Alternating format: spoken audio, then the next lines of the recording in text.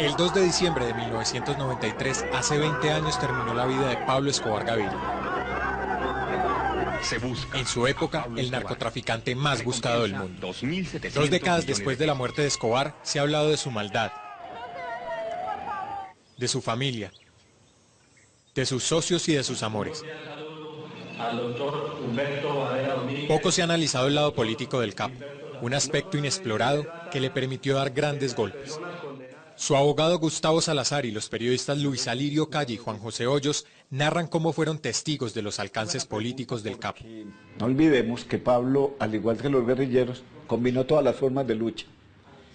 Por ejemplo, Pablo Escobar, y yo creo que en El Patrón del Mal quedó claro, era un hombre que al estilo de la película El Padrino, sabía alternar entre la violencia, la guerra, lo jurídico y lo político. En realidad el patrón del mal no era Escobar, él era un peón del patrón del mal, porque ese patrón del mal está vivo, no murió con Escobar, el narcotráfico está ahí, es muy cultural. Quiero decir que con el apoyo de todos ustedes... Pablo Escobar se dio a conocer en el país cuando llegó a la Cámara de Representantes como suplente del parlamentario Jairo Ortega, una vida política que duró poco. Fue expulsado del nuevo liberalismo por parte de Luis Carlos Galán, y el ministro de Justicia de la época, Rodrigo Lara Bonilla, lo acusó abiertamente de narcotraficante.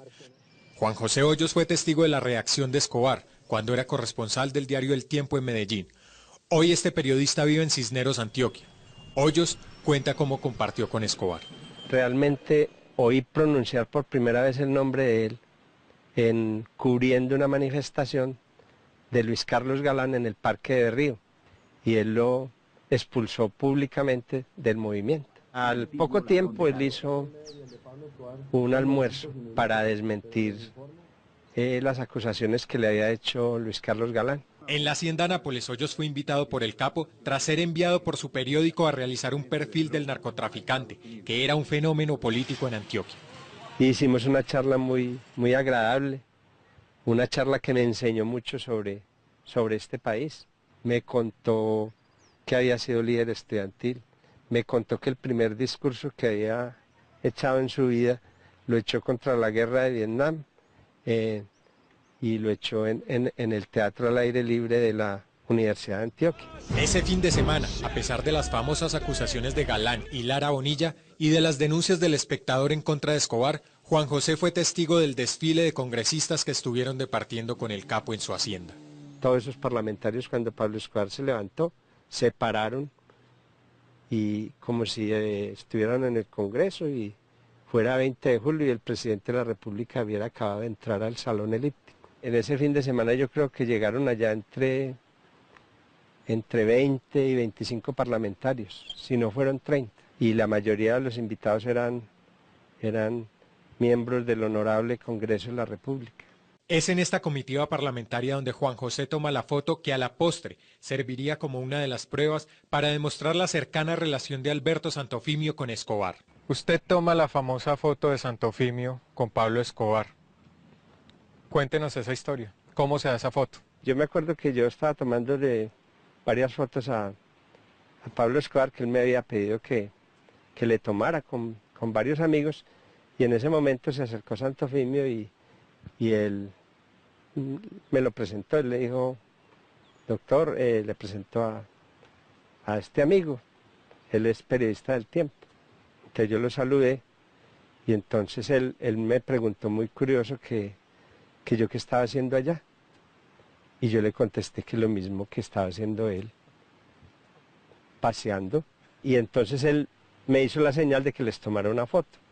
Y yo les empecé a tomar las fotos. Después de sentirse traicionado por la clase política, de inundar el país con carros bomba, salir en contra de la extradición y de sostener una guerra a muerte con el cartel de Cali, Escobar preparó su entrega. Esta noche haré insistentes versiones sobre la inminente entrega de Pablo Escobar.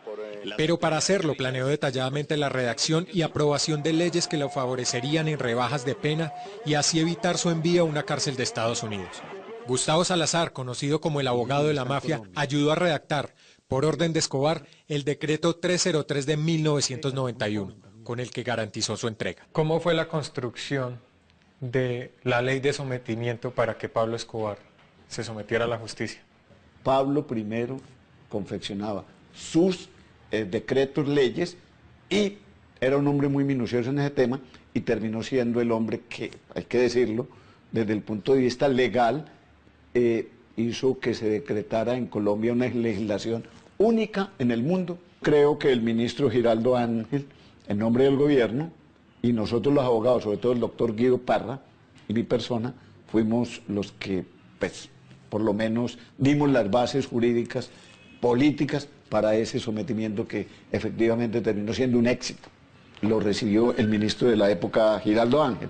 Por supuesto que todos lo niegan, él lo recibió y efectivamente empezó a cocinarse la política de sometimiento. El presidente César Gaviria supo de estas negociaciones y estuvo de acuerdo con ellas. La legislación fue elaborada al servicio del cartel de Medellín. ¿Consecuencia de qué? De una negociación. Lo discutimos en nombre de Pablo en la cárcel de Itagüí con los Ochoas que ya estaban detenidos y efectivamente era una legislación en donde le decíamos a Pablo, mire, aquí hay un decreto donde debe garantizarse la nuestra edición. Ahí lo aprobaba el gobierno. ¿Usted cree que Pablo Escobar hizo lo que quiso o lo que le dio la gana para poderse someter a la justicia? Eso es cierto, de que Pablo doblegó al Estado, completamente cierto, hasta el punto que fue una legislación confeccionada a su arbitrio, amaño. Particularmente el 303 fue el más difícil de todo, porque el 303 de enero del año 91 lo que decía era que no importaba que hubiera cometido delitos con posterioridad a los hechos acaecidos de la muerte de Galán. Es decir, los últimos, incluso lo que hacía el delito era proteger a Pablo para que no lo extraditara. Gustavo Salazar no tiene reparos para contar lo que hizo Pablo Escobar en la Asamblea Nacional Constituyente de 1991 para abolir la extradición. ¿Cómo llega Pablo a meterle la mano a la Constitución del 91? ¿Cómo fue ese proceso? Aquellos, sobre todo algunos costeños, que no atendían las voces de la filosofía, sino de la práctica, del cómo voy yo, pues les pagó. Y ya sabemos que muchos constituyentes votaron la nuestra edición por dinero. Dice Popeye, y parece que es cierto, que muchos del M-19 recibieron dinero para votar la nuestra edición. Ellos dicen que por filosofía. Es posible, es posible. Dicho de otra manera, también Pablo hoy actuó con violencia, con criterio político y untando la mano. Eso lo sabemos que existió y así fue.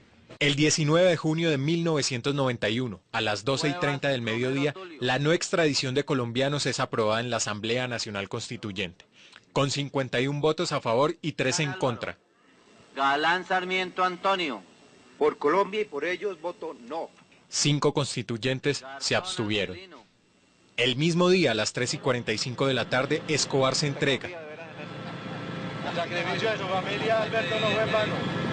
Todo lo que ustedes sufrieron y lo que mi familia también ha sufrido, pues va a repercutir en la paz de este país, que es muy importante. Y es recluido en una cárcel que construyó a su gusto. Cómo la gente se entusiasma con esta historia. Luis Alirio Calle, en esa época director del noticiero del canal regional Teleantioquia, fue el único periodista testigo de la entrega del capo. ¿Cómo conoce usted a Pablo Escobar? Yo lo conocí el día que se entregó. Y un día me llamó alguien y me dijo que quería hablar conmigo. Fui a hablar con el hombre y me dijo, yo tengo esto para vos, y me entregó un papel doblado. Y decía que él quería que yo estuviera en la entrega. ¿Sí? La cosa es que llegó el día. Eso fue el 19 de junio de 1991. Llegó alguien, preguntó por mí, muy despuesito de mediodía, salí y me dijo, usted es Luis Alirio Calle, venga, esto se lo mandan a usted. Era una caja de este tamaño de cartón, llena de casetes de Betamax. Todos contenían lo mismo, eran imágenes de Pablo. El motivo de los videos que me entregaron a mí hoy era recordar eso. Pues hombre, mostrarle a la gente que no solamente es el lado que siempre se dibuja, sino que hay otros lados también que son diferentes, ¿sí? Eran las imágenes para pintar la noticia. A Luis Alirio se le autorizó subir al helipuerto de la gobernación de Antioquia. Entonces entendió que se trataba de la entrega de Pablo Escobar. el hombre más buscado del mundo. Eran 2 helicópteros. En el que yo iba, que fue el segundo que arrancó de la azotea hacia allá, eso sí, pues claro, lo recuerdo, iban el representante a la Cámara, Alberto Villamizar, parlamentario de Alberto Villamizar, cuya esposa había sido secuestrada por Pablo, y él se había puesto en la tarea finalmente de ayudar a colaborar para que se diera la posibilidad de la entrega de Pablo. No, el presidente ha sido muy serio en su política. Les voy a decir al presidente que yo no lo voy a defraudar en nada. El padre García Herreros, el director general de Instrucción Criminal, y 2 hombres de Pablo, uno de ellos el arete. Yo no sabía en ese momento qué era el arete. El arete fue el que le dio una orden en determinado momento al piloto para que en un lugar específico del poblado el helicóptero se asentara, y ahí fue donde se subió Pablo con 2 de sus hombres, que eran Otto y Mugre. Ahí fue donde conocí yo a Pablo. Que el tipo pues lo que me dijo fue: hombre, Luis Alirio, que no te conozco. A su llegada a la cárcel, Luis Alirio narra lo que dijo Escobar al entregar su arma. Dijo unas palabras como que viva Colombia, esto es un aporte a la paz. Yo he dicho que parecía como el dueño de un negocio, de un gran café que atiende muy bien a su clientela. A mí por lo menos 2 o 3 veces llegó: ¿qué vas a tomar, Luis Alirio? ¿Qué querés? ¿Una gaseosita, un tintico? ¿Qué te provoca? La conclusión que uno dice es: este man tiene esto muy claro, está haciendo esto porque lo calculó muy bien. Aquí no hay nada improvisado con este man. Él sabe en lo que está. Entramos a una pieza, yo suponía pues que esa era la habitación de él, la celda de él, que no era celda, era una habitación, con una cama grande, doble, y ahí nos sentamos. Él cerró la puerta y nos encerramos él y yo allá. La cama estaba medio arrugada, el tendido, porque previamente alguien estaba ahí sentado. Y dejó la huella y eso queda como medio arrugadita. Y este hombre se ponía a atender eso templadito, como hacen las señoras, para que yo me sintiera cómodo. Y yo decía: pero este tipo se preocupa porque un periodista se sienta cómodo en una cama. Qué bien puede estar como está ahí, cuando le ha causado incomodidad a medio mundo, incomodidades realmente bravas. Venga, grabémoslo en ese aparatico que trajo. Pero antes de eso, ayúdeme, corríjamelo, dígame, léalo y vea a ver qué problemas de ortografía y de redacción tiene. Le dije: listo, ya, está bien, hombre. Me dijo: bueno, vamos a hacer esto. Yo le leo el primer párrafo, usted para esa grabadora y me deja oír a ver cómo quedó. El tipo quería estar absolutamente seguro de lo que estaba diciendo y cómo iba a quedar. Así grabamos eso. En estos momentos históricos de entrega de armas de los guerrilleros y de pacificación de la patria, no podía permanecer indiferente frente a los anhelos de paz de la enorme mayoría del pueblo de Colombia. Pablo Escobar Gaviria, Envigado, Colombia, junio 19 de 1991. Escobar hizo de la catedral su palacio para delinquir. Lo ilícito le ganó a la legalidad. Esa cárcel no había sido hecha para ser vigilado, sino para vigilar. El gobierno se dejó joder aquí, lo doblegó. Escobar huyó al enterarse que iba a ser trasladado de la cárcel, no sin antes asesinar a los hermanos Moncada y Galeano. Ya sabemos que no fue el Estado el que le falló a Pablo. El problema de la fuga de Pablo tiene que ver con sus aliados, que una vez ya Pablo había ganado la guerra, siguieron trabajando con la droga y no le pagaban a Pablo lo que le correspondía por haber ganado esa guerra. 1 año y 4 meses después de su fuga, Pablo Escobar murió tras un operativo del bloque de búsqueda de la policía. Su punto débil, su familia. Todo parece indicar que el señor fiscal general de la época, el doctor Gustavo Egreif, con el presidente de la República, el ministro de Defensa, en coordinación también con algunos de los pepes, hizo una buena triangulación, y es convencer al gobierno de Alemania que no lo reciba, engañar a la familia de Pablo de que la van a sacar, que les van a dar refugio o asilo político, y ubicarlos. Me parece que ese fue uno de los errores de Pablo, permitir que su familia estuviera en residencias Tequendama Hace 20 años en el techo de una casa en Medellín quedaron las ansias de Escobar de controlar el país a través del terror para su propio beneficio en el negocio de la cocaína. Con su muerte no se acabó el narcotráfico y mucho menos la estrecha relación de sectores de la clase política con la ilegalidad.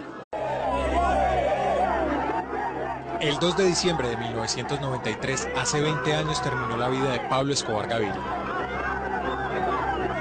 En su época, el narcotraficante más buscado del mundo. 2 décadas después de la muerte de Escobar, se ha hablado de su maldad, de su familia, de sus socios y de sus amores. Poco se ha analizado el lado político del capo, un aspecto inexplorado que le permitió dar grandes golpes. Su abogado Gustavo Salazar y los periodistas Luis Alirio Calle y Juan José Hoyos narran cómo fueron testigos de los alcances políticos del capo. No olvidemos que Pablo, al igual que los guerrilleros, combinó todas las formas de lucha. Por ejemplo, Pablo Escobar, y yo creo que en El Patrón del Mal quedó claro, era un hombre que al estilo de la película El Padrino, sabía alternar entre la violencia, la guerra, lo jurídico y lo político. En realidad el patrón del mal no era Escobar, él era un peón del patrón del mal, porque ese patrón del mal está vivo, no murió con Escobar, el narcotráfico está ahí, es muy cultural. Pablo Escobar se dio a conocer en el país cuando llegó a la Cámara de Representantes como suplente del parlamentario Jairo Ortega, una vida política que duró poco. Fue expulsado del nuevo liberalismo por parte de Luis Carlos Galán y el ministro de Justicia de la época, Rodrigo Lara Bonilla, lo acusó abiertamente de narcotraficante. Juan José Hoyos fue testigo de la reacción de Escobar cuando era corresponsal del diario El Tiempo en Medellín. Hoy este periodista vive en Cisneros, Antioquia. Hoyos cuenta cómo compartió con Escobar. Realmente oí pronunciar por primera vez el nombre de él cubriendo una manifestación de Luis Carlos Galán en el Parque de Río, y él lo expulsó públicamente del movimiento. Al poco tiempo él hizo un almuerzo para desmentir las acusaciones que le había hecho Luis Carlos Galán. En la hacienda Nápoles, Hoyos fue invitado por el capo tras ser enviado por su periódico a realizar un perfil del narcotraficante, que era un fenómeno político en Antioquia. Hicimos una charla muy agradable, una charla que me enseñó mucho sobre este país. Me contó que había sido líder estudiantil, me contó que el primer discurso que había echado en su vida lo echó contra la guerra de Vietnam, y lo echó en el Teatro al Aire Libre de la Universidad de Antioquia. Ese fin de semana, a pesar de las famosas acusaciones de Galán y Lara Bonilla y de las denuncias del Espectador en contra de Escobar, Juan José fue testigo del desfile de congresistas que estuvieron departiendo con el capo en su hacienda.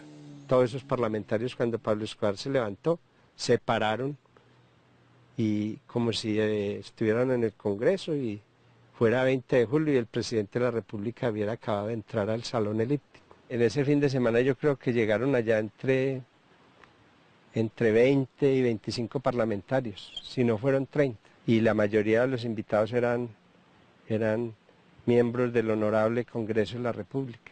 Es en esta comitiva parlamentaria donde Juan José toma la foto que a la postre serviría como una de las pruebas para demostrar la cercana relación de Alberto Santofimio con Escobar. Usted toma la famosa foto de Santofimio con Pablo Escobar.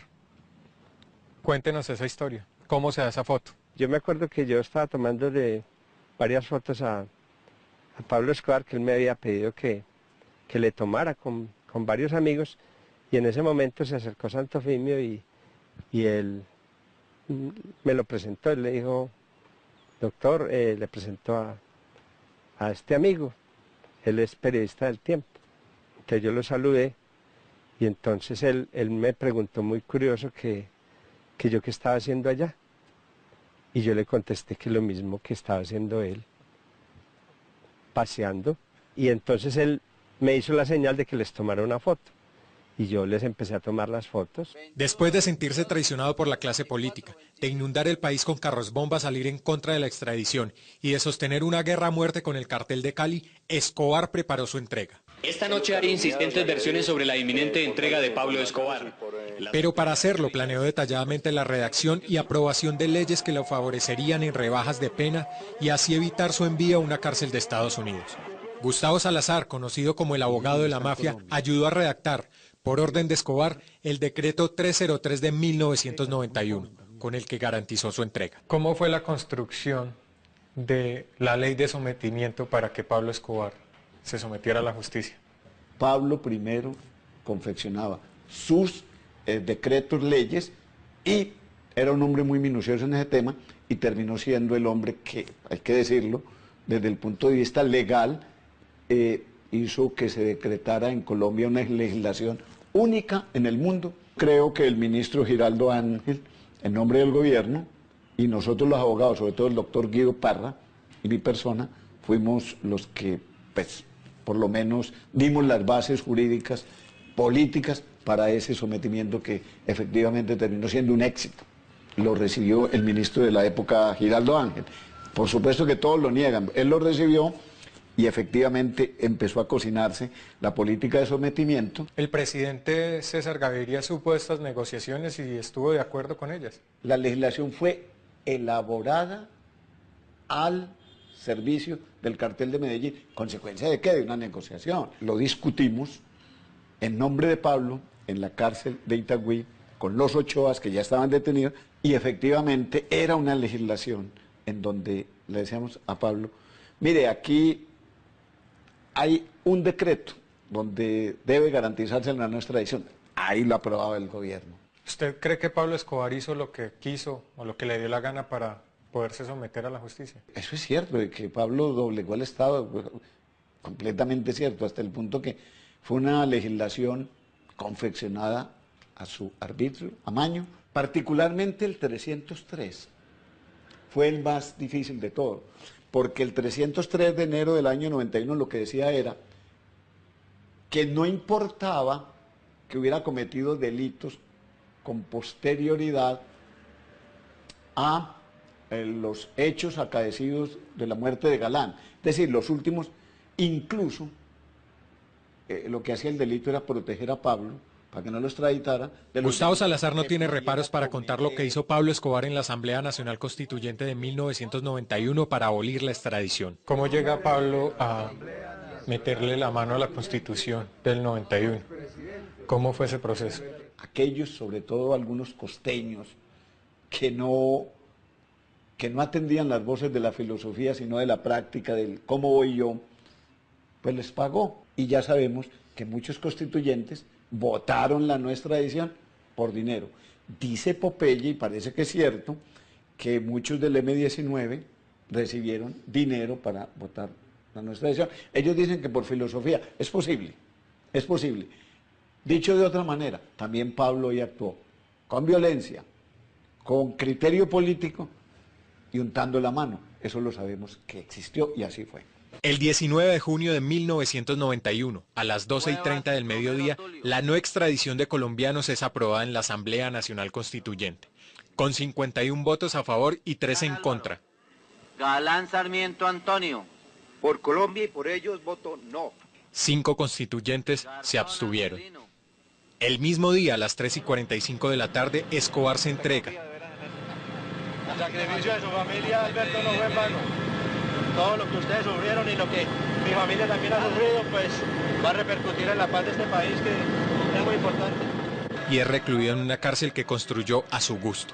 Cómo la gente se entusiasma con esta historia. Luis Alirio Calle, en esa época director del noticiero del canal regional Teleantioquia, fue el único periodista testigo de la entrega del capo. ¿Cómo conoce usted a Pablo Escobar? Yo lo conocí el día que se entregó.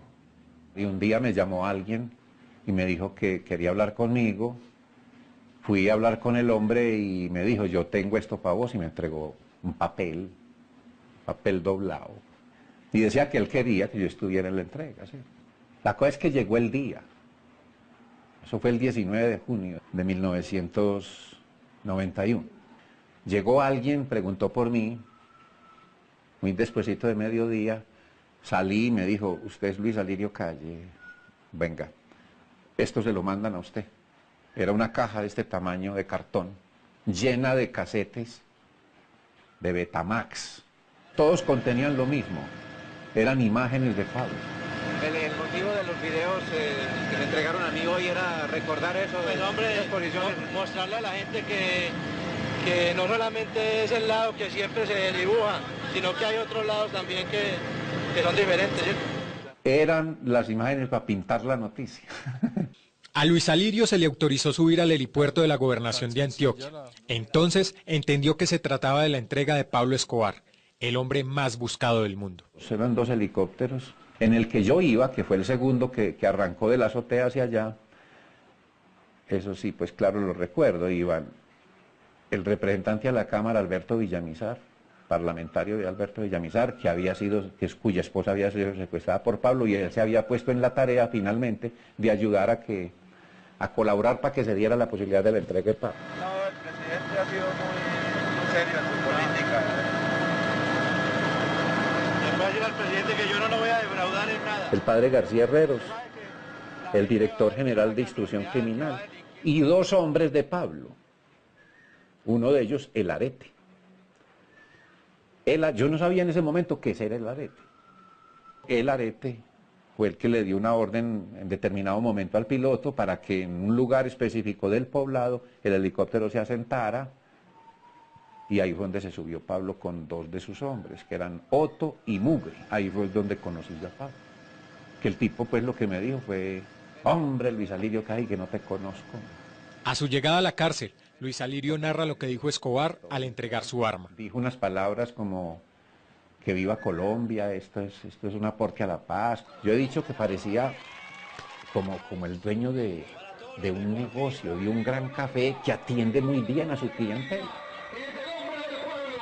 A mí por lo menos 2 o 3 veces llegó: ¿qué vas a tomar, Luis Alirio? ¿Qué querés? ¿Una gaseosita, un tintico? ¿Qué te provoca?